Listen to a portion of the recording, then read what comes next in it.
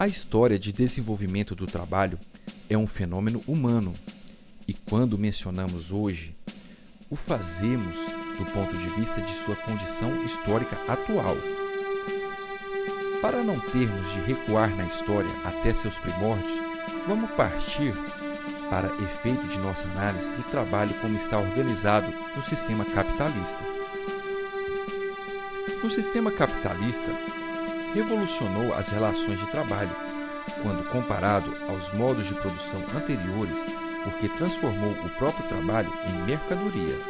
O trabalhador vende sua força de trabalho a um proprietário de bens de produção. Mas como tudo tem um porém, essa história não é tão dignificante como se poderia esperar. O capitalismo instituiu-se como uma sociedade de classes polarizadas, entre os detentores de meio de produção e aqueles que apenas vendem sua força de trabalho. Isso não é muito diferente do que se conhecia até então, já que desde a antiguidade em Roma e nas cidades gregas, antes da era cristã, a sociedade se dividiu em classes. A questão é que o capitalismo nasce de uma reorganização social, que promete a inclusão dos desfavorecidos. Foi com essa promessa que a Revolução Francesa, um marco político na construção do capitalismo, atraiu o sans-culotte, termo que designava desde os camponeses até os comerciantes bem-sucedidos, ou seja, os futuros trabalhadores.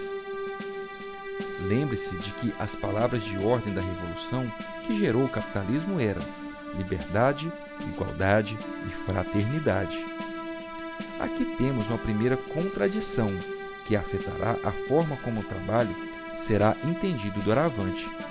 Há uma promessa de igualdade e, ao mesmo tempo, a manutenção da diferença.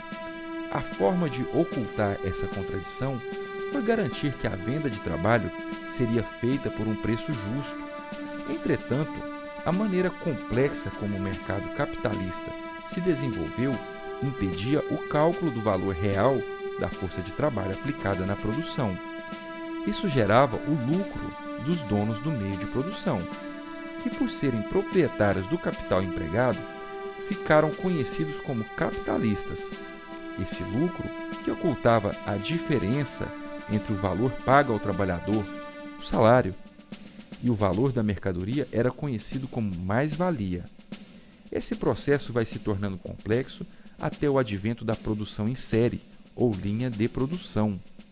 A exploração do trabalho e do trabalhador em um sistema que prometia, entre outras coisas, o pagamento justo pelo tempo e pela tarefa executada, e o ocultamento dessa condição é a fonte do conflito de classes na sociedade capitalista. A maneira subjetiva de esconder esse conflito se dá pelo processo ideológico de ocultamento da própria realidade. A linha de produção foi idealizada por Henry Ford, dono da fábrica de automóveis que leva o seu nome. Com o objetivo de aumentar a produção, ele viabilizou a indústria automobilística moderna e inventou a produção em série. Em 1908, a Ford americana passou a produzir o veículo Ford modelo T.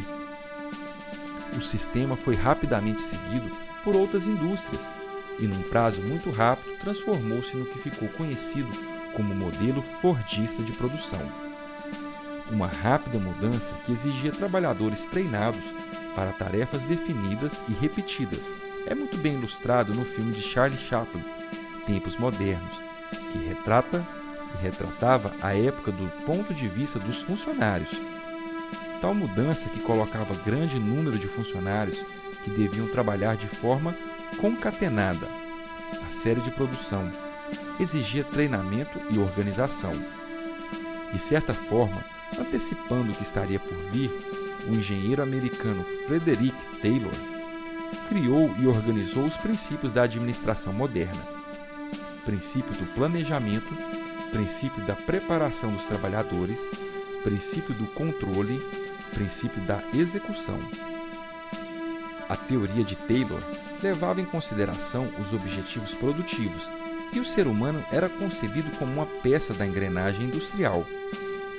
O aproveitamento dos princípios tayloristas para a organização dos trabalhadores na linha de montagem da produção em série ficou conhecido como modelo Taylor-Fordista. Além do modelo produtivo, esses princípios inauguram os estudos organizacionais, na época conhecidos como psicologia industrial.